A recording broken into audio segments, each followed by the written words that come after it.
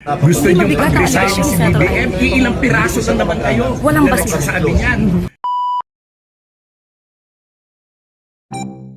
Gusto nyo pag-resign si BBM? Ilang piraso lang naman kayo na nagsasabi niyan. Takot na takot kasi kayo na malapit na kayong ma-corner, malapit na kayong makasuhan, malapit na kayong makulong. Kayo na mga kalaban ng politika sa administrasyong BBM. Kahit sa kabila ng paninira kay BBM na siya ay adik, na siya ay kung ano-ano mga ibinato sa kanya, and still, ibinoto siya ng mga tao.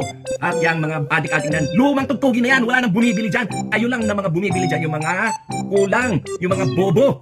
Hindi mabigat ang aligasyon ni Senator Amy. Walang basihan. Kwentong walang kwenta. Kwentong kutsero. So bakit magkakaroon ng pag-aalala ang mga miyembro ng AFP? Wala, hindi dapat seryosohin ang mga aligasyon ni Senator Amy. Isa lamang itong ingay.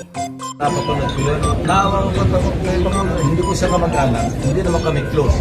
Pero naramdaman ko unang-una bilang sa Pilipino, naawa ako sa kanya. Imagine the pain that he was undergoing, watching his own sister, lambasting him like that.